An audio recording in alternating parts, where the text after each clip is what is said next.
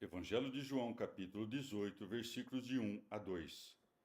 Tendo Jesus dito essas palavras, saiu com seus discípulos para a outra banda da torrente do Cedro, onde havia um horto no qual entrou com seus discípulos. Ora, Judas, o traidor, conhecia bem esse lugar, porque Jesus tinha ido lá muitas vezes com seus discípulos. Palavra da salvação. Comentário João 18, de 1 a 2. Santo Agostinho. Terminado o discurso que o Senhor fez aos discípulos após a ceia, bem como a oração que dirigiu ao Pai, assim dá João início à narrativa da paixão. Tendo Jesus dito essas palavras, saiu com seus discípulos para outra banda da torrente do Cedro, onde havia um horto no qual entrou com seus discípulos. Porém, isto não sucedeu imediatamente ao término daquela oração. Alguns acontecimentos se entremearam, os quais, omitidos em João, podem ser lidos nos outros evangelistas. Houve durante essa caminhada uma disputa entre os discípulos sobre quem era o maior, como narra Lucas. Nosso Senhor ainda disse a Pedro, como acrescenta o mesmo Lucas: Simão, Simão, eis que Satanás vos busca com instância para vos joeirar como trigo. E assim por diante. E depois de cantar o hino de louvor, como lembram Mateus e Marcos, partiram ao Monte das Oliveiras. Mateus, nesse ponto, entrelaça sua narração à de João, dizendo: Então Jesus foi com eles a um lugar chamado Getsemane, que é o mesmo que João menciona na presente passagem, onde havia um horto em que Jesus entrou com seus discípulos. O que essa oração inicial, tendo Jesus dito essas palavras, dá a entender é que Nosso Senhor não entrou no horto senão depois de terminar seu discurso. Naquele horto, portanto, o lobo sob pele de ovelha, e tolerado entre as ovelhas pelo alto desígnio do pai de família, ficou sabendo em que lugar, dada a ocasião, dispersaria o pequeno rebanho, investindo com cilada contra o pastor. Evangelho de João, capítulo 18, versículos de 3 a 9. Tendo, pois, Judas tomado a corte e guardas fornecidos pelos pontífices e fariseus, foi lá com lanternas, archotes e armas.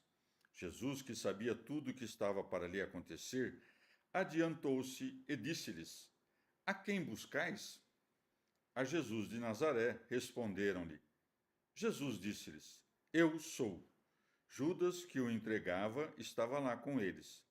Apenas Jesus lhe disse: Eu sou, recuaram e caíram por terra. Perguntou-lhes novamente: A quem buscais? A Jesus de Nazaré, disseram-lhe eles. Jesus respondeu: Já vos disse que eu sou. Se é, pois, a mim que buscais, deixar ir estes. Desse modo se cumpriu a palavra que tinha dito: Dos que me destes, não perdi nenhum. Palavra da salvação. Comentário João 18, de 3 a 9. Santo Agostinho. A coorte era não de judeus, mas de soldados.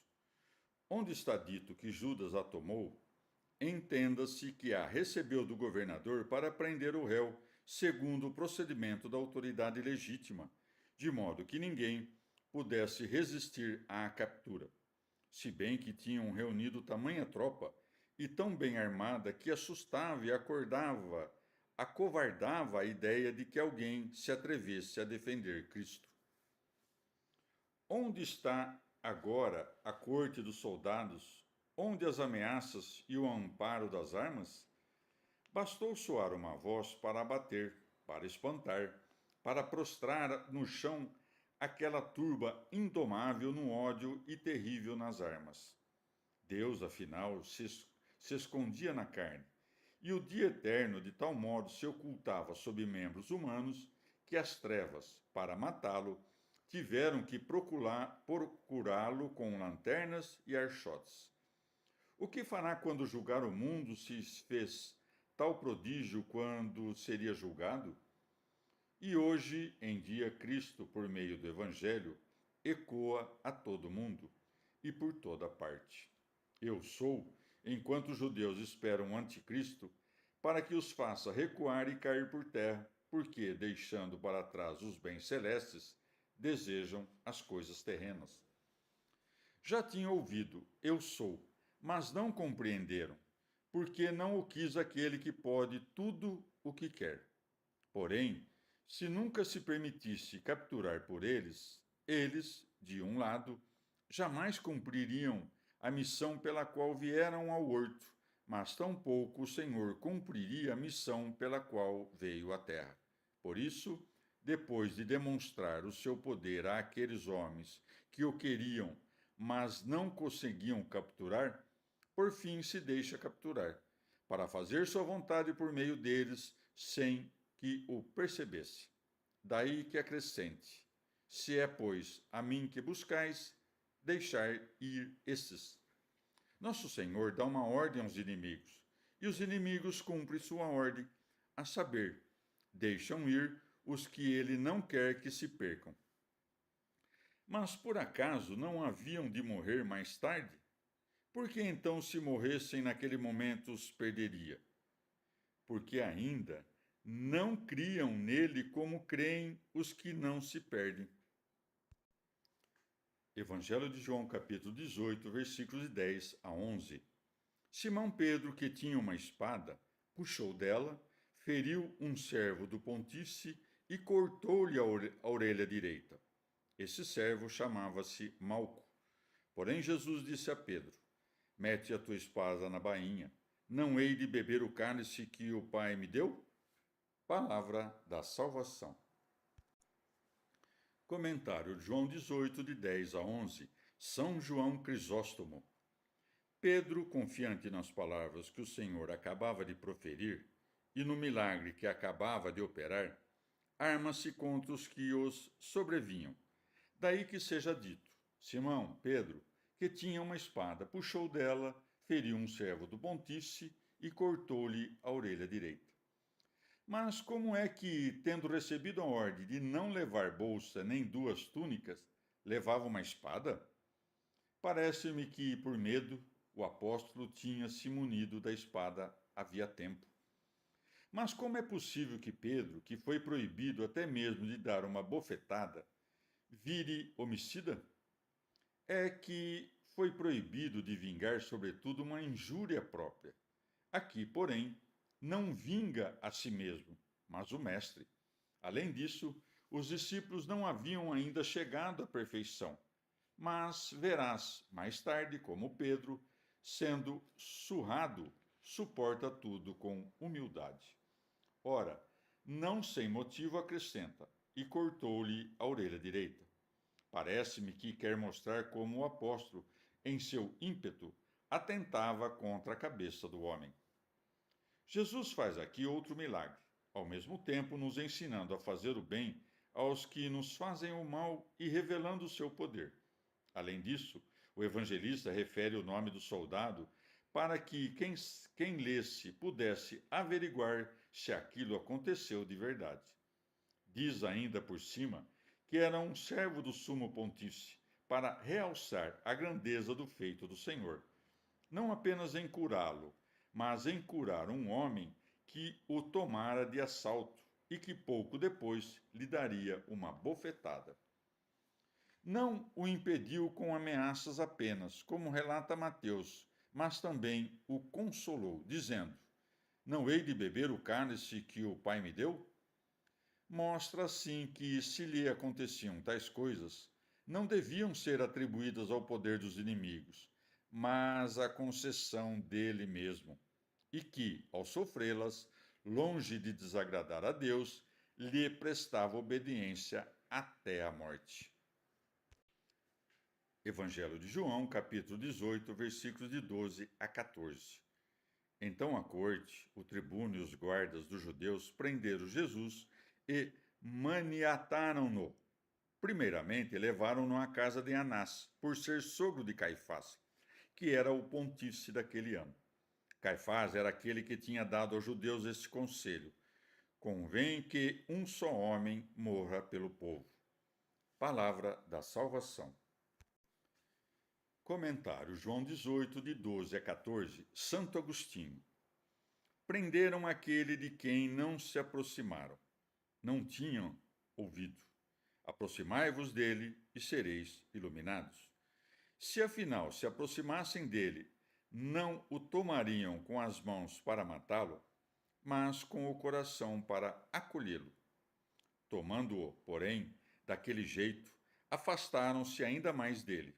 Segue, e maniataram-no. Maniataram a quem deviam suplicar que o desatasse. E talvez, de fato, houvesse entre aqueles homens alguns que, libertados mais tarde por ele, assim tenham dito: quebrastes as minhas cadeias. Depois que os perseguidores, por traição de Judas, maniataram o Senhor, para que ficasse claro que Judas não merecia nenhum louvor pelos bons frutos dessa traição, e sim ser condenado por sua intenção criminosa, o evangelista acrescenta: primeiramente, levaram-no à casa de Anás. O evangelista não esconde o motivo de o levarem para a casa de Anás, por ser sogro de Caifás, que era o pontífice daquele ano. Mateus, querendo abreviar o relato, não sem razão conta apenas que foi levado a Caifás, porque se foi levado antes a Anás, foi por ser sogro dele, e somos obrigados a concluir que foi Caifás quem quis assim. Evangelho de João, capítulo 18, versículos de 15 a 18. Simão Pedro e um outro discípulo seguiam Jesus. Esse discípulo, que era conhecido do pontífice, entrou com Jesus no pátio do pontífice. Pedro ficou fora à porta. Saiu então o outro discípulo, que era conhecido do pontífice, falou à porteira e fez entrar Pedro. Então a criada porteira disse a Pedro: não és tu também dos discípulos deste homem? Não sou, respondeu ele. Os servos e os guardas acenderam um braseiro e aqueciam-se ao lume, porque estava frio. Pedro encontrava-se também entre eles e aquecia-se. Palavra da salvação.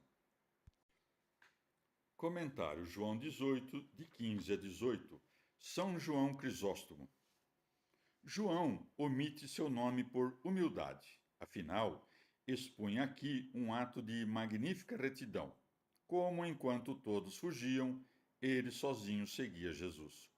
Mas, embora faça de Pedro o protagonista do relato, é forçado a aludir a si mesmo para mostrar que narra com mais precisão do que os outros o episódio do pátio, já que estava lá dentro. Mas logo poda o próprio louvor, acrescentando: esse discípulo, que era conhecido do pontífice, entrou com Jesus no pátio do pontífice. Não refere como um ato grandioso de sua parte ter entrado sozinho com Jesus, mas de antemão exibe a causa, para que não atribuas nada à elevação de sua mente. Quanto a Pedro, o motivo de ter ido até ali foi o amor, de não ter entrado, o temor. Daí segue: Pedro ficou fora à porta. João mostra que Pedro também teria entrado na casa se lhe tivessem permitido. Saiu então o outro discípulo, que era conhecido do pontífice, falou à porteira e fez entrar Pedro. O próprio evangelista não o fez entrar porque estava sempre junto de Cristo, seguindo-o. Segue. Então a criada porteira disse a Pedro: não és tu também dos discípulos deste homem? Não sou, respondeu ele. Como assim, Pedro? Não dissestes há pouco: ainda que eu tenha de morrer contigo, não te negarei? O que houve para que não aguentes nem mesmo a pergunta de uma porteira? Não era um soldado quem perguntava, mas uma relés porteira. E ela não chegou dizendo: tu és discípulo do sedutor, e sim deste homem, palavras que expressam compaixão. E diz: também tu, porque João estava lá dentro. Por esse motivo, O mistério da divina providência permitiu que Pedro caísse primeiro que todos, para que, em consideração da própria queda, abrandasse as penas mais duras que os pecadores. Para os pecadores, Pedro, doutor e mestre de toda a face da terra, pecou e alcançou perdão para dar aos futuros juízes esta norma e regra de indulgência. Creio que é por esse motivo que não foi incumbida aos anjos a autoridade sacerdotal, para que não castigassem sem misericórdia os pecadores, já que nunca pecam. Um homem sujeito a tudo que era paixão é posto acima dos demais homens para que, revendo neles as próprias paixões, se mostrasse a eles afável e benigno. Evangelho de João, capítulo 18, versículos de 19 a 21. Então o pontífice interrogou Jesus sobre os seus discípulos e sobre a sua doutrina. Jesus respondeu-lhe: Eu falei publicamente ao mundo, ensinei sempre na sinagoga e no templo, aonde concorrem todos os judeus. Nada disse em segredo. Por que me interrogas? Interroga aqueles que ouviram o que eu lhes disse. Eles sabem o que tenho dito. Palavra da salvação. Comentário João 18, de 19 a 21. Santo Agostinho. Daqui surge uma questão que não deve ser passada por alto. Se Nosso Senhor aos próprios discípulos não falou abertamente, mas prenunciava o momento em que haveria de falar às claras, como é que falou publicamente ao mundo? Além disso, falava com palavras muito mais manifestas aos discípulos quando estava com eles longe das multidões. Nessa hora, expunha as parábolas que aos demais contava encobertas. Falei publicamente ao mundo, portanto, é o mesmo que muitos me ouviram. Mas ainda assim não era às claras, porque as pessoas não o entendiam. Por outro lado, o que ensinava de parte aos discípulos não era falado em segredo, pois quem é que fala em segredo na presença de tantos homens? Sobretudo, se fala a poucos o que deseja que por meio deles se torne conhecido a muitos. De fato, as coisas que tinham ouvido e compreendido não davam matéria para uma acusação justa e verdadeira. E sempre que, interrogando-o, tentavam pô-lo contra a parede para encontrar uma brecha por onde o acusassem, dava uma resposta tal que lhes empatava todo ardil e frustrava toda calúnia. Evangelho de João, capítulo 18, versículos de 22 a 24.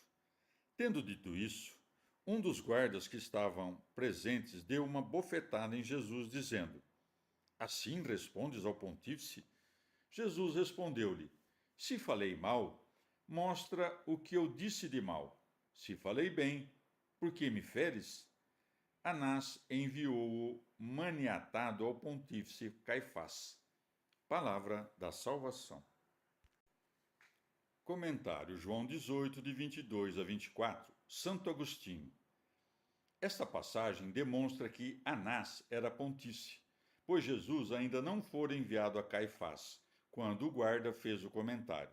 Além disso, Lucas, no início do seu evangelho, relata que Anás e Caifás eram ambos pontífices. O que pode ser mais verdadeiro, mais manso, mais justo que essa resposta? Quem de nós, afinal, tendo recebido uma bofetada, não gostaria de ver seu agressor consumido pelo fogo do céu, engolido pelo abismo da terra, feito de presa e joguete do demônio, ou castigado com qualquer pena semelhante, senão mais grave? E acaso algum desses castigos estava fora do alcance daquele por cujo intermédio foi criado o mundo? Nenhum, mas preferiu ensinar-nos a paciência, por cuja prática é vencido o mundo. Aqui dirá alguém: por que não fez o que ordenou dos outros? Não responder, mas dar a outra face a quem o fira? E por acaso o Senhor não respondeu com toda a mansidão? Por acaso não ofereceu não apenas a outra face para ser ferida, como também o corpo inteiro para ser pregado no lenho?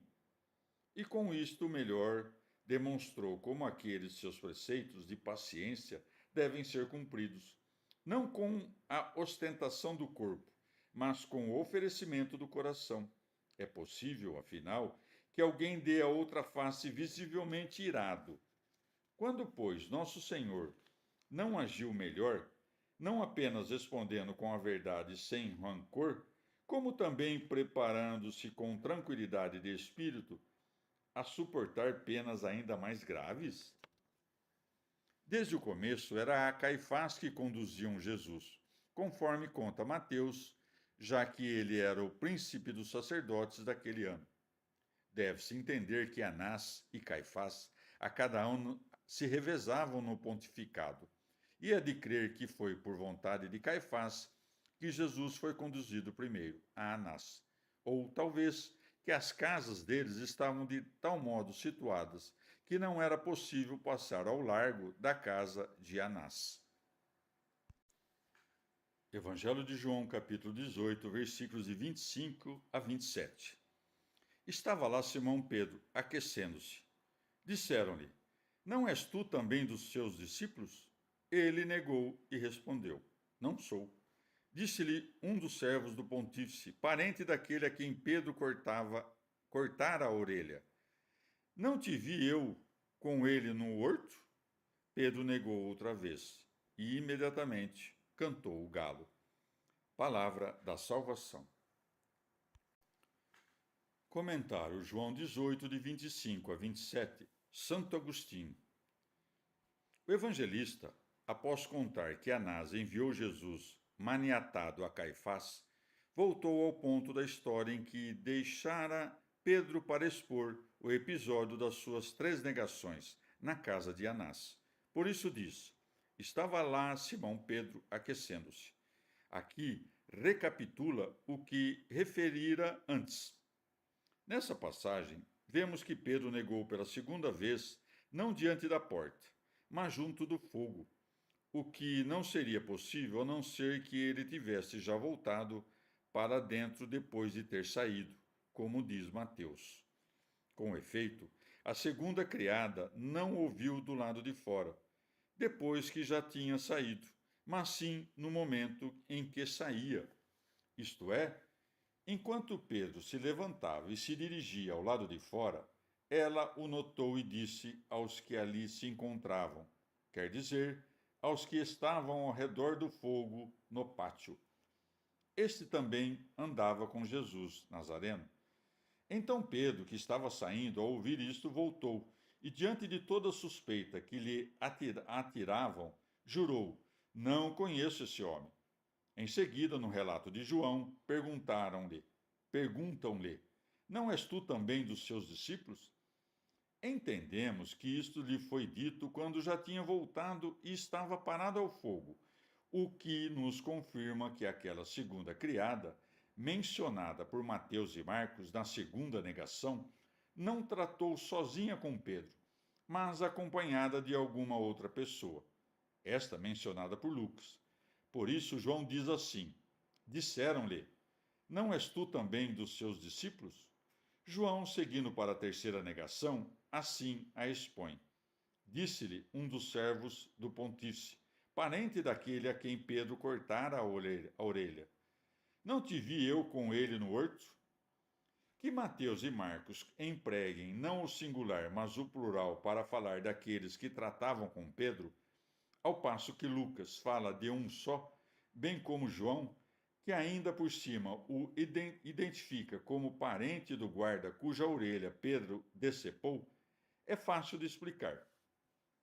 Ou Mateus e Marcos usaram o plural pelo singular, figura esta bastante comum, ou apenas um dos presentes tinha certeza do que afirmava, já que o vira no horto, enquanto os demais o importunavam seguindo o testemunho deste. Comentário João 18, de 25 a 27, São João Crisóstomo. Ou talvez não haja nenhum recuo narrativo, e na verdade Pedro, de ordinário tão fervoroso, era detido pelo demasiado estupor, de modo que, enquanto Jesus era levado embora, por nada o apóstolo conseguia se mover. Isto se dá para que vejas quanto é fraca a natureza humana, quando Deus abandona o homem. Interrogado outra vez nega. Daí que siga. Disseram-lhe: Não és tu também dos seus discípulos? Ele negou e respondeu: Não sou. Mas nem o horto do pontífice lhe devolvia à memória os ditos de Jesus, nem o imenso amor que ali exibira com tantas palavras. Daí que siga. Pedro negou outra vez e imediatamente cantou o galo. Os evangelistas contam a negação de Pedro todos com a mesma disposição, não para acusar o discípulo, mas para nos ensinar quanto é mal não deixar tudo a Deus, mas confiar em si mesmo. Evangelho de João, capítulo 18, versículos de 28 a 32. Levaram então Jesus da casa de Caifás ao pretório. Era de manhã. Não entraram no pretório para se não contaminarem, a fim de comerem a Páscoa. Pilatos, pois, saiu fora para lhes falar e disse: Que acusação apresentais contra este homem? Se não fosse um malfeitor, não o entregaríamos nas tuas mãos. Responderam-lhe. Pilatos disse-lhes então: Tomai-o e julgai-o segundo a vossa lei. Mas os judeus disseram-lhe: Não nos é permitido matar ninguém, para se cumprir a palavra que Jesus dissera, significando de que morte havia de morrer. Palavra da salvação. Comentário João 18, de 28 a 32. São João Crisóstomo. Jesus é conduzido a Caifás antes do canto do galo e a Pilatos de manhã. Com isso, o evangelista mostra que o pontífice, embora tivesse interrogado Nosso Senhor por todo aquele intervalo de madrugada, não conseguiu exprimir nenhum pretexto para condená-lo, e por isso o mandou a Pilatos. João, deixando aos outros evangelistas os detalhes desse interrogatório, rastreia o que aconteceu em seguida, pois segue: não entraram no pretório. É que naquele dia os judeus comiam a Páscoa. Nosso Senhor, todavia, a tinha servido um dia antes, guardando sua morte para sexta-feira, quando acontecia a Páscoa na lei antiga, ou talvez o evangelista chame de Páscoa a festa inteira. Mas, por mais que o visse maniatado e conduzido por tanta gente, não tomou isso como prova indiscutível de acusação, e por isso pergunta. Daí que siga. E disse: Que acusação apresentais contra este homem? Com esta pergunta, manifesta-lhes como era inadequado que se apropriassem do poder de julgar e a ele deixassem o de punir. Eles, porém, recusando-se a apresentar uma acusação clara e direta, usam de conjecturas incertas. Daí que siga. Se não fosse um malfeitor, não o entregaríamos nas tuas mãos. Responderam-lhe. Ou ainda, não o matavam com as próprias mãos, porque muito do seu poder lhes fora arrancado quando se sujeitaram aos reis romanos. Ou ainda, como Pilatos lhes tivesse dito: matai-o segundo a vossa lei, para mostrar que o crime de Jesus não violava a lei judaica. Dizem: não nos é permitido, não pecou, afinal de contas, segundo a nossa lei. Mas seu crime é contra o homem ou contra o bem comum, porque se declarou rei. Ou ainda, não bastava que morresse, queriam mesmo vê-lo crucificado, para que até o gênero de morte o desonrasse. Não lhes era permitido, porém, crucificar. O episódio de Estevão, que foi por eles apedrejado, mostra que era outra a sua maneira de condenar à morte, e por isso o acréscimo, para se cumprir a palavra que Jesus dissera, significando de que morte havia de morrer. Porque, naturalmente, não era permitido aos judeus crucificar, Ou talvez o evangelista queria dizer que Nosso Senhor não devia ser morto apenas pelos judeus, mas também pelos gentios. Evangelho de João, capítulo 18, versículos de 33 a 38. Tornou, pois, Pilatos a entrar no pretório, chamando Jesus, e disse-lhe: Tu és o rei dos judeus? Jesus respondeu: Tu dizes isso de ti mesmo, ou foram outros que to disseram de mim? Pilatos respondeu: Porventura sou judeu? A tua nação e pontífices te entregaram nas minhas mãos. Que fizestes tu? Jesus respondeu: O meu reino não é deste mundo.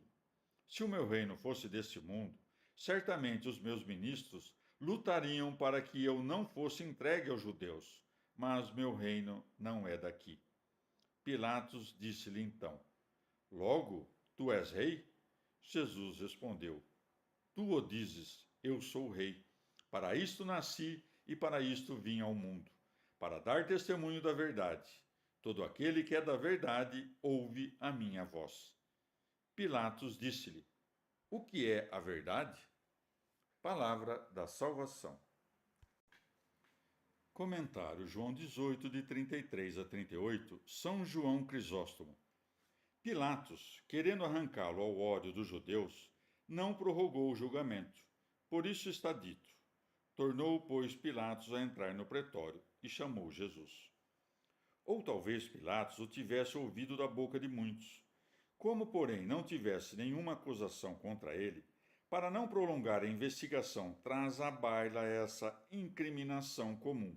Segue. Jesus respondeu: Tu dizes isso de ti mesmo, ou foram outros que to disseram de mim? Não pergunta, portanto, como desconhecedor da resposta, mas querendo que o próprio Pilatos atribuísse essa acusação aos judeus, daí que siga: Porventura sou judeu? Nosso Senhor procura aclarar a mente de Pilatos, que não era de todo mal, provando-lhe que não é mero homem, mas Deus e Filho de Deus, e afastando a suspeita de que aspirasse à realeza, como temia Pilatos. Daí que siga. Jesus respondeu: O meu reino não é deste mundo. Ou ainda fala desse teor, porque não possui aqui um reino como os dos reis terrenos. Seu principado vem do alto, não é humano, mas maior e mais glorioso. Daí que acrescente: Se o meu reino fosse deste mundo, certamente os meus ministros lutariam para que eu não fosse entregue aos judeus. Escancara aí como são frágeis os nossos reinos terrenos, porque tiram toda a força dos seus ministros e servidores. O reino do alto, porém, basta a si mesmo e não tem necessidade de ninguém. Se, portanto, o seu reino é maior que os da terra, foi capturado por querer, entregando-se a si mesmo. Os hereges agarram esta ocasião para afirmar que Nosso Senhor nada tem a ver com a fundação do mundo. Mas quando Jesus diz: Meu reino não é daqui, não subtrai ao mundo sua providência e governança, apenas mostra que seu reino não é humano nem corruptível. Segue. Pilatos disse-lhe então: Logo, tu és rei? Jesus respondeu: Tu o dizes, eu sou rei. Se, portanto, nasceu rei, nada possui que não tenha recebido. Para isto nasci, diz o Senhor, para dar testemunho da verdade, isto é, para convencer todos da verdade. E é de reparar que grande exemplo de humildade deu nesse episódio, enquanto era chamado por todos de malfeitor. Tudo suportava em silêncio, mas quando foi perguntado sobre o reino, nesse momento falou, ensinando Pilatos e conduzindo seu espírito às coisas mais elevadas. Além disso, ao dizer que veio para dar testemunho da verdade, atesta que jamais procedeu com ardil. Assim falando, Nosso Senhor cativa Pilatos e o convence a dar ouvidos ao que diz. Deste modo, com poucas palavras, o alicia a perguntar o que é a verdade. Com efeito, segue. Pilatos disse-lhe: o que é a verdade? Evangelho de João, capítulo 19, versículos de 1 a 5. Pilatos tomou então Jesus e mandou-o flagelar. Depois os soldados, tecendo uma coroa de espinhos, puseram-lhe sobre a cabeça e revestiram-no com um manto de púrpura. Aproximavam-se dele e diziam-lhe: Salve, Rei dos Judeus! E davam-lhe bofetadas. Saiu Pilatos ainda outra vez e disse-lhes: Eis que vô-lo trago fora, para que conheçais que não encontro nele crime algum. Saiu então Jesus, trazendo a coroa de espinhos e o manto de púrpura. Pilato disse-lhes: Eis aqui o homem. Palavra da salvação.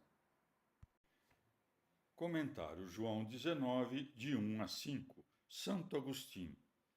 Como os judeus tivessem gritado que não queriam que Pilatos lhes soltasse Jesus em ocasião da Páscoa, mas Barrabás, o salteador, o evangelista acrescenta: Pilatos tomou então Jesus e mandou-o flagelar. É de crer que Pilatos não fez isto senão para que os judeus, saciados com as injúrias feitas a Jesus, considerassem aquilo o suficiente e não prolongassem sua cólera até a morte dele. Por esse motivo é que o governador permitiu que sua tropa cometesse as crueldades que se seguiram. Ou talvez até as tenha ordenado, porque o evangelista diz que fizeram em seguida os soldados, mas não diz que Pilatos deu a ordem. Com efeito, segue. Depois os soldados, tecendo uma coroa de espinhos, puseram-lhe sobre a cabeça e revestiram-no com um manto de púrpura. Aproximavam-se dele e diziam-lhe: Salve, Rei dos Judeus! Assim cumpria-se o que predissera Cristo de si mesmo. Assim eram preparados os mártires a suportar tudo que aprouvesse aos perseguidores. Assim o reino que não era deste mundo triunfava deste mundo soberbo, não pela violência do combate, mas pela humildade da paciência. Temos aqui a prova de que os soldados não praticaram essas violências sem o conhecimento de Pilatos, quer o governador as tivesse ordenado, quer apenas permitido, pelo motivo, a saber, que acima dissemos, a fim de que os inimigos, apacentando os olhos neste escárnio, matassem toda a sua sede de sangue. Por isso segue. Saiu então Jesus trazendo a coroa de espinhos e o manto de púrpura, insígnias não de glória e soberania, mas de opróbrio. Segue, Pilato disse-lhes: Eis aqui o homem. Como para dizer: Se tendes ódio e inveja ao rei, agora poupai-o, que o vedes tão aviltado. Já borbulha a ignomínia, arrefeça, pois, a inveja. Evangelho de João, capítulo 19, versículos de 6 a 8. Então os príncipes dos sacerdotes e os ministros, tendo-o visto, gritaram: Crucifica-o, crucifica-o. Pilatos disse-lhes: Tomai-o e crucificai-o, porque eu não encontro nele motivo algum de condenação. Os judeus responderam-lhe: Nós temos uma lei, e segundo a lei deve morrer porque se fez filho de Deus. Pilatos, tendo ouvido essas palavras, temeu ainda mais. Palavra da salvação. Comentário João 19, de 6 a 8. São João Crisóstomo. Pilatos então viu que foi tudo em vão. Daí segue. Pilatos disse-lhes: Tomai-o e crucificai-o. Palavras próprias de quem os abomina e provoca a fazer algo com que não está de acordo. Os judeus, afinal, conduziam Jesus apenas para que ele fosse morto por decisão do governador, mas acontece o contrário, e por decisão do governador ele é absolvido. Daí que siga, porque eu não encontro nele motivo algum de condenação. O tempo todo Pilatos o exime de toda acusação. É evidente, pois, que todo aquele ultraje não passara de concessão à assanha dos judeus. Mas nada disso inclina esses cães à piedade, pois segue. Nós temos uma lei, e, segundo a lei, deve morrer porque se fez filho de Deus. Enquanto discutiam, Nosso Senhor ficava em silêncio, cumprindo a profecia que rezava. Não abriu sequer a sua boca. Ele foi tirado pela angústia e pelo juízo. Pilatos, alarmado com a nova acusação e receoso que fosse verdadeira, temeu parecer que procedia com injustiça. Daí que siga. Pilatos, tendo ouvido essas palavras, temeu ainda mais. Os judeus, por sua vez, não estremeceram com o que diziam, mas matam Nosso Senhor por uma causa que devia a todos prostrar em adoração a Ele. Evangelho de João, capítulo 19, versículos de 9 a 12. Entrou novamente no pretório e disse a Jesus: "Donde és tu?" Mas Jesus não lhe deu resposta. Então Pilatos disse-lhe: "Não me falas? Não sabes que tenho poder para te soltar e poder para te crucificar?" Jesus respondeu: "Tu não terias poder algum sobre mim, se te não fosse dado do alto. Por isso, o que me entregou a ti tem maior pecado." Desde esse momento, Pilatos procurava soltá-lo. Palavra da salvação. Comentário João 19, de 9 a 12. Santo Agostinho. Esse silêncio de Nosso Senhor Jesus Cristo é referido mais de uma vez nos relatos de todos os evangelistas. Cala-se tanto diante do príncipe dos sacerdotes, quanto de Herodes e do próprio Pilatos, a fim de não frustrar a profecia a seu respeito. Como um cordeiro diante do que o tosquia, guardou o silêncio e não abriu sequer a sua boca, pois do mesmo modo não respondeu quando lhe perguntavam. Muito embora tenha respondido às perguntas de algumas pessoas, pelas vezes em que não quis responder, é que o Senhor é comparado ao cordeiro, para que em seu silêncio não fosse tido por culpado, mas inocente, isto é, não estivesse como alguém de má consciência condenado por seus pecados, mas como um manso a ser imolado pelos pecados alheios. Eis sua resposta. Enquanto não respondia, guardava silêncio não como réu ou por ardil, mas como a ovelha. Quando respondeu, ensinou como pastor. Absorvemos, portanto, seu ensinamento, o qual transmitiu também por meio do apóstolo, de que não há autoridade que não venha de Deus, Romanos 13:1. E também de que mais peca quem por inveja entrega um inocente à autoridade para ser morto, do que a autoridade mesma, se o mata por medo de alguma autoridade maior. Com efeito, Deus dera a Pilatos uma autoridade sujeita à de César. Por isso Nosso Senhor diz: "Tu não terias poder algum sobre mim." Isto é, não terias esse poder que possuis, se, por minúsculo que seja, não te fosse dado do alto. Mas porque conheço o seu tamanho, e não é grande o bastante para que tenhas total liberdade, quem me entrega a ti tem maior pecado. Esse, afinal, me entregou a tua autoridade por inveja, e tu has de exercer em mim a mesma autoridade por medo.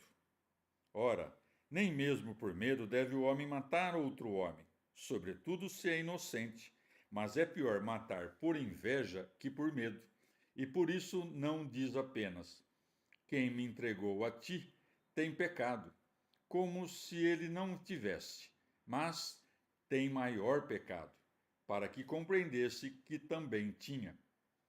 Lê as passagens acima.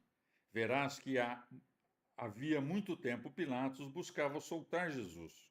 Sendo assim, a expressão "desde esse momento" deve ser tomada no sentido de "por esse motivo", isto é, para não cair em pecado matando um inocente que lhe fora entregue nas mãos. Evangelho de João, capítulo 19, versículos de 12b a 16a. Porém, os judeus gritaram: "Se soltas este, não és amigo de César, porque todo aquele que se faz rei declara-se contra César." Pilatos, tendo ouvido essas palavras, conduziu Jesus para fora e sentou-se no seu tribunal, no lugar chamado Litóstrotos, em hebraico, Gabatá. Era o dia da preparação da Páscoa, cerca da hora sexta. Pilatos disse aos judeus: Eis o vosso rei. Mas eles gritaram: Tira-o, tira-o, crucifica-o. Pilatos disse-lhes: Pois eu hei de crucificar o vosso rei? Não temos rei senão César, responderam os pontífices. Então entregou-lhe para que fosse crucificado. Palavra da salvação. Comentário: João 19, de 12b a 16a. Santo Agostinho.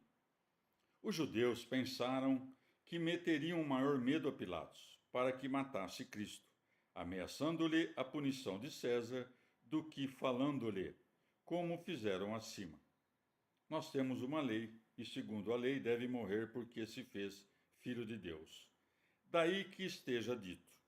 Porém, os judeus gritaram: Se soltas este, não és amigo de César, porque todo aquele que se faz rei declara-se contra César. A lei judaica não incutia em Pilatos nenhum temor que o impedisse a matar Cristo. Já o temor do Filho de Deus o impedia. Não podia, contudo, ser indiferente a César, como fora a lei de um povo estrangeiro. Daí que siga. Pilatos, tendo ouvido essas palavras, conduziu Jesus para fora e sentou-se no seu tribunal, no lugar chamado Litóstrotos, em hebraico, Gabatá. O que significa, então, esta frase de Marcos? Era a hora terceira quando o crucificaram. Senão que à terceira hora o Senhor foi crucificado pelas línguas dos judeus e na sexta pelas mãos dos soldados? Este indício leva-nos a entender que já era passada a hora quinta e recém começada a sexta, quando Pilatos sentou no tribunal, cerca da hora sexta, como diz João, e que no intervalo transcorrido entre o trajeto do Calvário, a crucificação e tudo o que, segundo contam, aconteceu ao pé da cruz. A hora sexta já chegara ao fim. Dessa hora até a nona, o sol escureceu e as trevas tomaram conta, segundo atesta a autoridade de 3 evangelistas, Mateus, Marcos e Lucas. Mas, para rebater os judeus, que tentavam transferir aos romanos, isto é, a Pilatos e seus soldados, o crime de matar Jesus, Marcos, passando por cima da hora em que os soldados crucificaram Cristo, prefere falar da terceira, para que apareçam responsáveis pela crucificação não apenas os soldados, mas também os judeus, que gritaram à terceira que fosse crucificado. Podemos resolver a questão de outro modo ainda, não tomando essa hora sexta como a hora sexta do dia. Afinal, João não diz cerca da hora sexta do dia, mas cerca da hora sexta da preparação da Páscoa. Com efeito, como diz o apóstolo, Cristo, nosso Cordeiro Pascal, foi imolado. E se contarmos a preparação da Páscoa desde a 9ª da noite, quando os príncipes dos sacerdotes parecem anunciar a imolação do Senhor, dizendo é réu de morte, até a 3ª hora do dia, em que, segundo atesta Marcos, Cristo foi crucificado. São, no todo, 6 horas, 3 noturnas e 3 diurnas. Pilatos ainda tentava passar por cima da ameaça que lhe tinham feito com o nome de César. Daí o acréscimo. Pilatos disse-lhes: Pois eu hei de crucificar o vosso rei? Pretendendo assim dobrar pela consideração da própria ignomínia os que não pôde aplacar com a ignomínia de Cristo. Segue. Não temos rei, senão César, responderam os pontífices. Mas Pilatos, sem demora, é vencido pelo temor. Daí que siga. Então entregou-lhe para que fosse crucificado.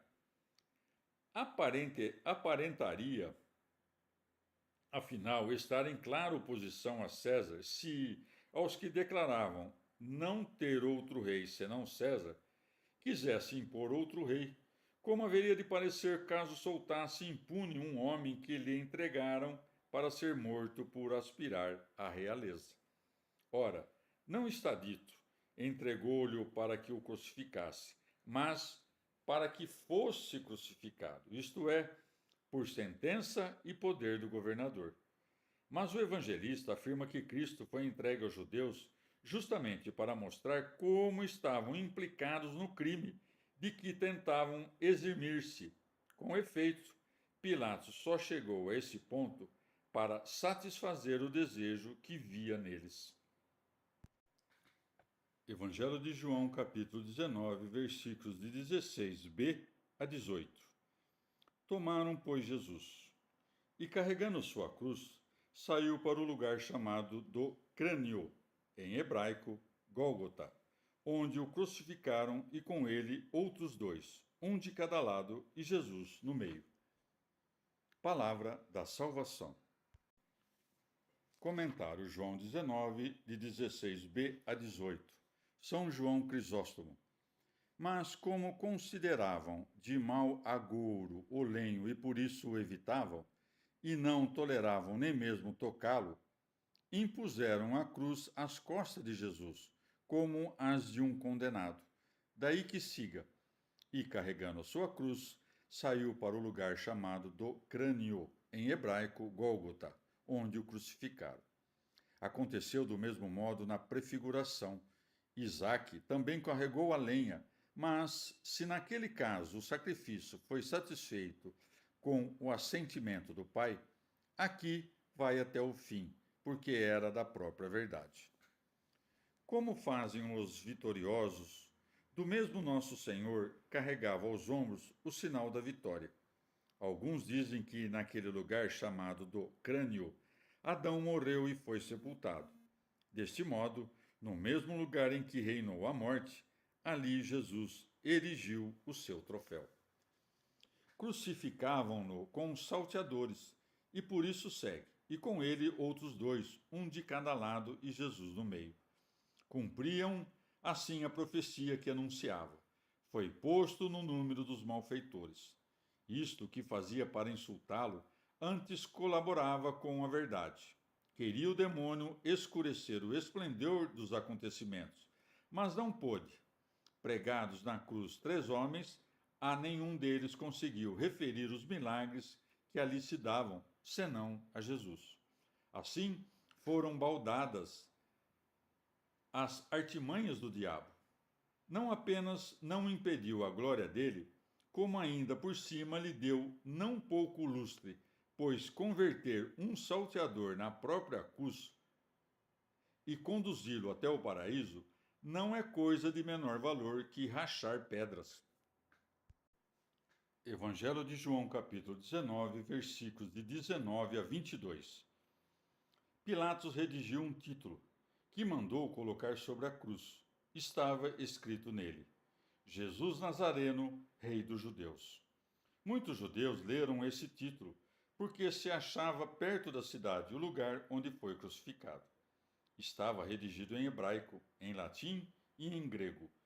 Os pontífices dos judeus diziam, porém, a Pilatos: Não escrevas, Rei dos Judeus, mas este homem disse: Eu sou o Rei dos Judeus. O que escrevi, escrevi, respondeu Pilatos. Palavra da salvação.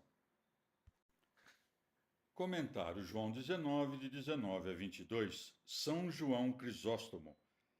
Tal como no troféu se inscrevem letras que ostentam a vitória, assim Pilatos inscreve um título na cruz de Cristo. Pilatos redigiu um título que mandou colocar sobre a cruz, ao mesmo tempo em defesa de Cristo, distinguindo-o dos ladrões e em vingança sobre os judeus, manifestando a malícia deles, já que insurgiram contra o próprio rei. Daí segue, estava escrito nele: Jesus Nazareno, Rei dos Judeus. É razoável pensar que muitos gentios tivessem afluído a Jerusalém junto com os judeus por ocasião da festa. Assim, para que não passasse batida a ninguém a notícia da realeza de Cristo, Pilatos redigiu o título não em uma língua, mas em 3. Daí que esteja escrito: Estava redigido em hebraico, em latim e em grego. Os judeus invejam Cristo mesmo crucificado. Por isso segue. Os pontífices dos judeus diziam, porém, a Pilatos: Não escrevas rei dos judeus, mas este homem disse: Eu sou rei dos judeus. Do jeito que estava, era apenas a declaração da realeza de Cristo. Acrescida, porém, de este homem disse, pareceria uma acusação de atrevimento e altivez. Mas Pilatos não volta atrás, por isso segue. O que escrevi, escrevi, respondeu Pilatos. Ah, inefável poder da operação divina, até mesmo sobre os corações dos ignorantes.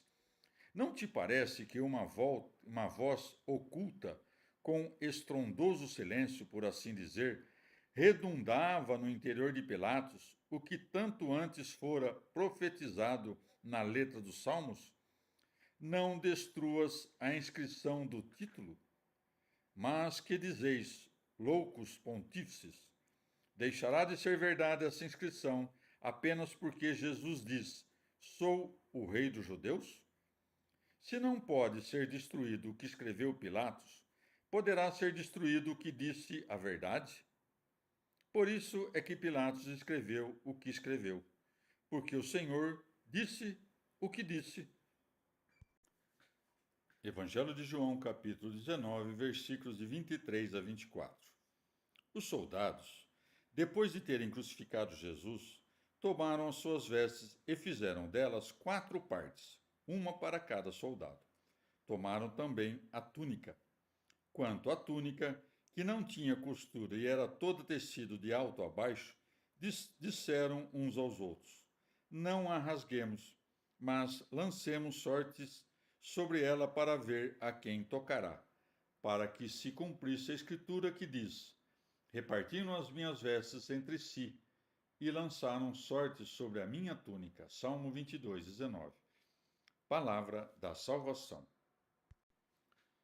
Comentário João 19, de 23 a 24. Santo Agostinho. Após o julgamento de Pilatos, os soldados a seu serviço crucificaram Jesus. Os soldados, de terem crucificado Jesus, tomaram suas vestes. Todavia, se levamos em conta a vontade e os clamores, foram mais os judeus que o crucificaram. Quanto à repartição e sorteio das vestes, os outros evangelistas falam de modo mais abreviado e encoberto. Este, porém, com a maior clareza e detalhe. E fizeram delas 4 partes, uma para cada soldado, por onde se descobre que eram 4 os soldados que, obedecendo às ordens do governador, o crucificaram.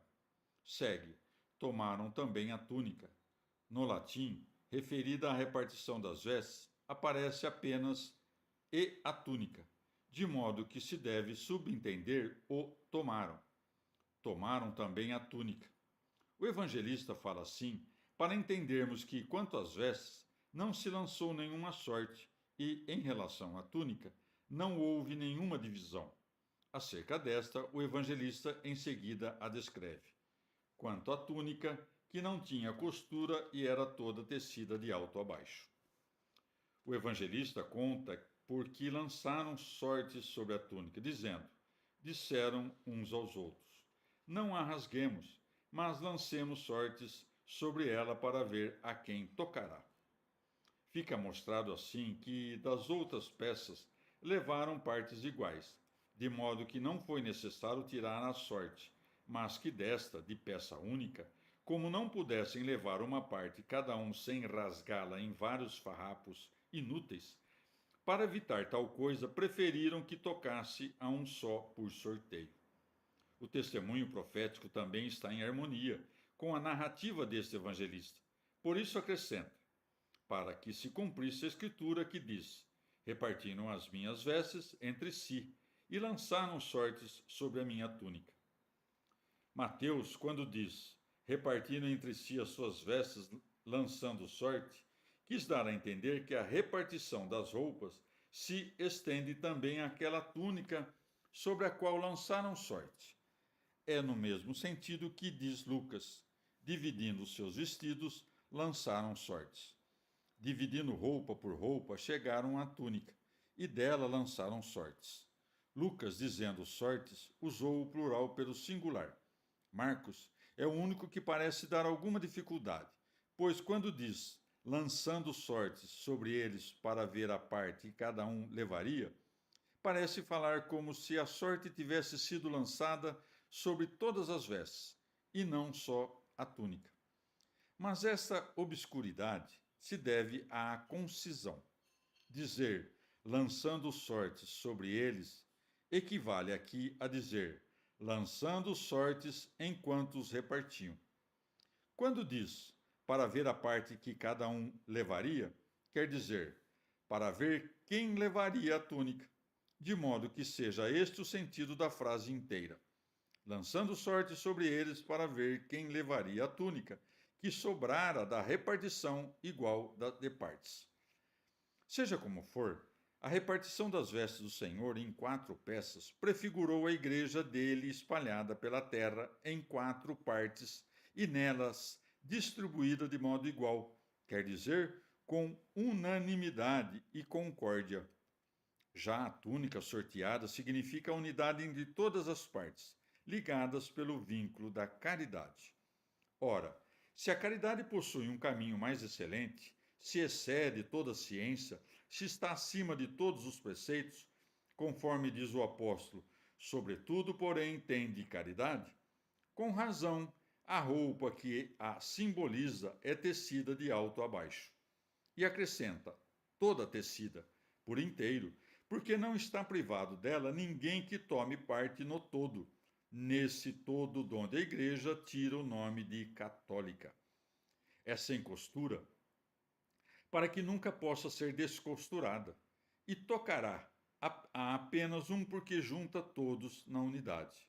Na sorte, por sua vez, está preconizada a graça de Deus, quando, afinal, a sorte é lançada, não importa a dignidade ou os méritos de cada um, mas se entrega tudo ao juízo oculto de Deus.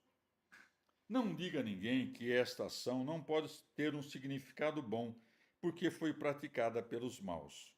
Pois o que diremos da cruz, que de modo semelhante foi preparada pelos ímpios? No entanto, vemos figuradas nela as dimensões de que fala o apóstolo. Qual a largura, o comprimento, a altura e a profundidade? Efésios 3,18. É larga na madeira transversal, na qual se estendem as mãos dependuradas, e representa as obras praticadas por toda a largura da caridade. É comprida da madeira transversal até a terra, e representa a perseverança ao comprido do tempo. É alta no topo, que vai da madeira transversal para cima, e representa o fim celestial ao qual todas as obras são remetidas. É profunda na parte enterrada no chão. Essa parte é invisível, mas dela se erguem as partes visíveis, tal como as nossas obras boas vêm todas da profundidade da graça de Deus, que não pode ser compreendida.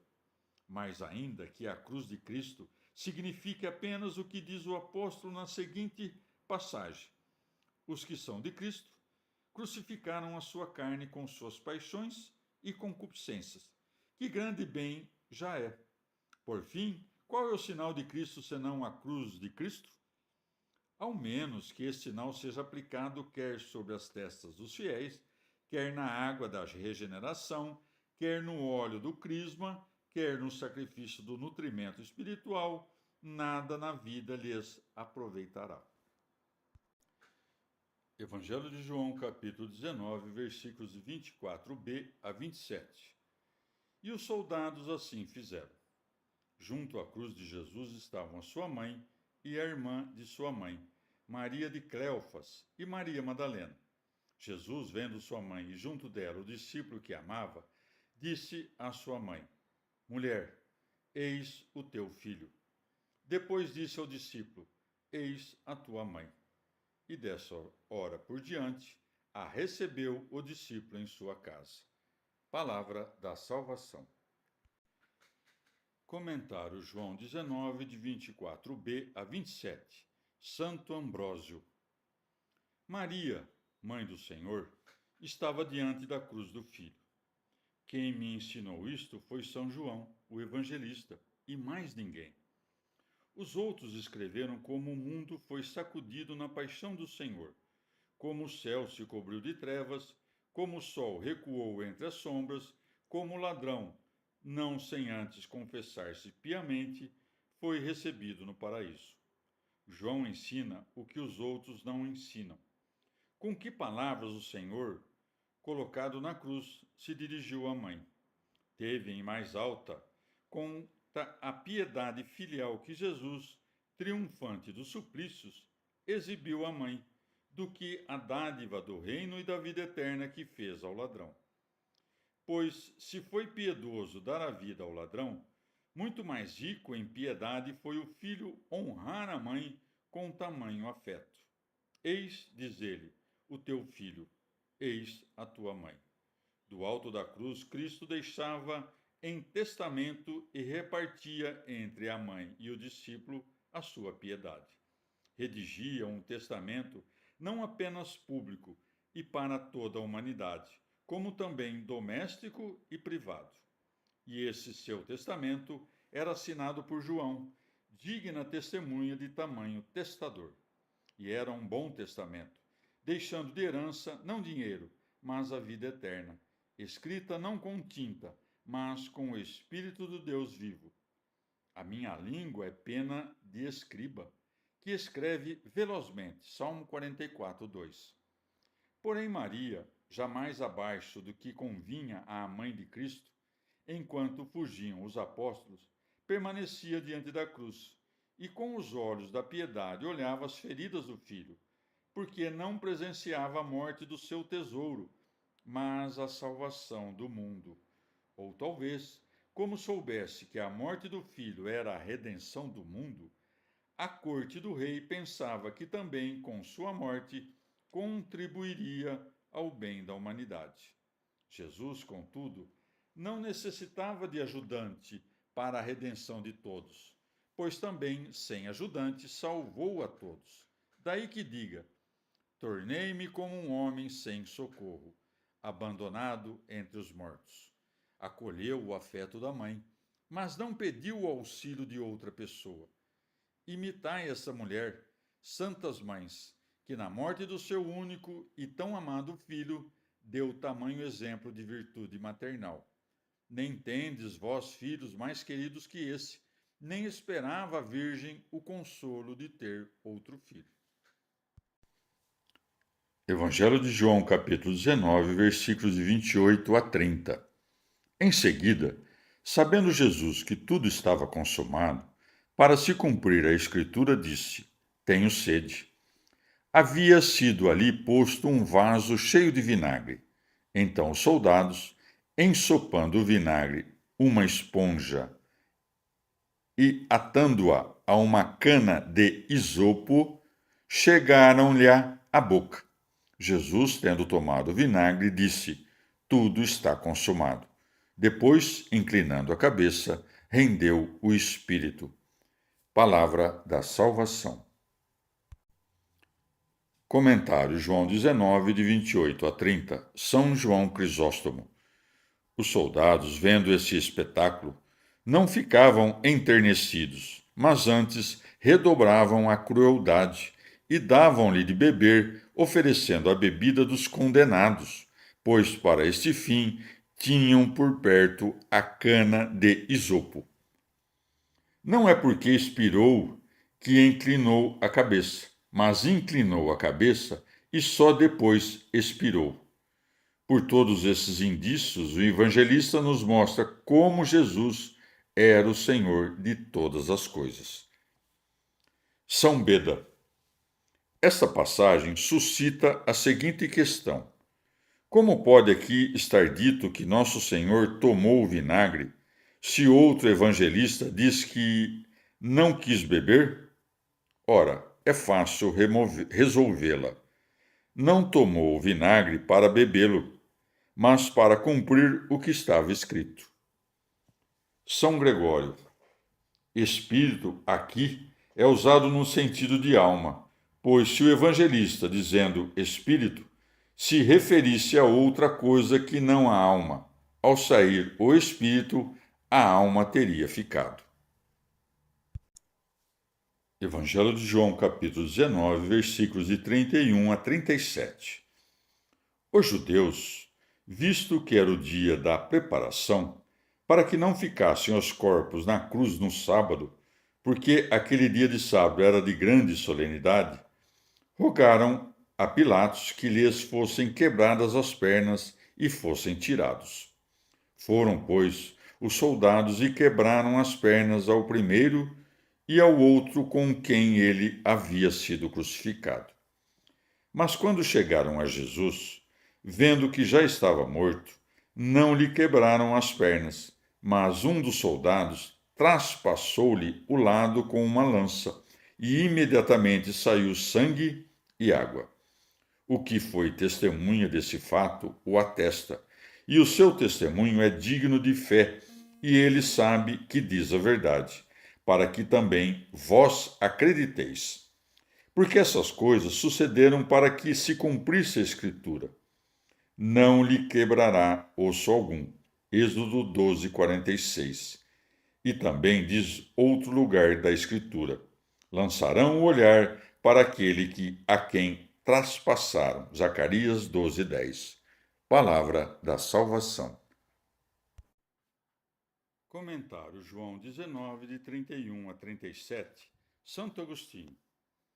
Não era para lhes decepar as pernas, que as quebrariam, mas para acelerar a morte aos condenados e tirá-los o mais depressa do lenho, a fim de que não manchassem mais a grande solenidade da Páscoa com o horror de seu prolongado suplício, suspensos na cruz. O evangelista escolheu com muito cuidado esse verbo. Não disse furou-lhe ou feriu-lhe o lado, mas abriu, como se de alguma forma, naquele momento, as portas da vida se descerrassem para dali jorrarem os sacramentos da Igreja, sem os quais não se entra na vida, que é a verdadeira vida. Daí que siga, e imediatamente saiu sangue e água. Aquele sangue foi vertido para a remissão dos pecados. Aquela água tempera o cálice da salvação. Este cálice fornece ao mesmo tempo banho e bebida. Isto é o que prenunciava aquela ordem dada a Noé de fazer no lado da arca uma porta pela qual entrassem os animais que não haviam de morrer no dilúvio. Ora, esses animais prefiguravam a igreja. Por isso é que a primeira mulher foi feita de uma costela tirada da lateral do homem, enquanto dormia. Assim também este segundo Adão, inclinando a cabeça, dormiu, para que sua esposa fosse formada daquilo que do seu lado jorrava após cair no sono. Ó morte pela qual revivem os mortos! O que é mais limpo que este sangue? O que é mais salubre que esta ferida? Quem viu, afinal, é quem sabe, e quem não viu, creia em seu testemunho. O evangelista, ademais, saca das Escrituras 2 testemunhos correspondentes às coisas que relata. Com efeito, porque tinha dito, não lhe quebraram as pernas, acrescentou que essas coisas sucederam para que se cumprisse a Escritura. Não lhe quebrará osso algum. Este preceito aplicava-se à celebração da Páscoa entre os judeus, que contava na velha lei com a imolação de uma ovelha, sombra da paixão do Senhor. Do mesmo modo, como tivesse dito, um dos soldados traspassou-lhe o lado com uma lança e imediatamente saiu sangue e água, cabe aqui o outro testemunho. E também diz outro lugar da Escritura: lançarão o olhar para aquele a quem traspassaram, onde está prometido que Cristo virá ao mundo com a mesma carne com que foi crucificado. Evangelho de João, capítulo 19, versículos de 38 a 42. Depois disso, José de Arimateia, que era discípulo de Jesus, ainda que oculto por medo dos judeus, rogou a Pilatos que o deixasse levar o corpo de Jesus. Pilatos permitiu-lhe. Foi, pois, e levou o corpo de Jesus. Nicodemos, aquele que tinha ido primeiramente de noite ter com Jesus, foi também, levando uma composição de quase 100 libras de mirra e de aloés. Tomaram o corpo de Jesus e envolveram-no em lençóis com aromas, segundo a maneira de sepultar usada entre os judeus. Ora, no lugar em que Jesus foi crucificado havia um horto, e no horto um sepulcro novo, em que ninguém ainda tinha sido sepultado. Por ser o dia da preparação dos judeus e o sepulcro estar aberto, depositaram lá Jesus. Palavra da salvação. Comentário João 19, de 38 a 42. São Beda. Arimateia é Ramata, cidade de Eucana e Samuel. Fora providenciado divinamente que José fosse rico, para que pudesse achegar-se ao governador, e também que fosse justo, para que merecesse receber o corpo do Senhor. Daí que siga, rogou a Pilatos que o deixasse levar o corpo de Jesus, já que era discípulo de Jesus. Aplacada, enfim, a crueldade dos judeus, jubilosos de terem prevalecido contra Cristo, José não hesitou em pedir o corpo de Cristo, porque não parecia aproximar-se como discípulo, mas por piedade, a fim de cumprir os deveres de sepultura, que os homens costumam cumprir não só pelos bons, mas também pelos maus. A ele se junta também Nicodemos, daí que siga. Nicodemos, aquele que tinha ido primeiramente de noite ter com Jesus, foi também, levando uma composição de quase 100 libras de mirra e aloés. Note-se que esse unguento era simples, porque não tinham a licença de elaborar algum com aromas diversos. Segue, tomaram o corpo de Jesus e envolveram-no em lençóis com aromas, segundo a maneira de sepultar usada entre os judeus. Daqui provém o costume da igreja de consagrar o corpo do Senhor não em tecidos de seda e ouro, mas num pano de linho limpo. Em sentido místico, José quer dizer apto para receber a boa obra. Somos, assim, advertidos para nos tornarmos dignos de tomar o corpo do Senhor.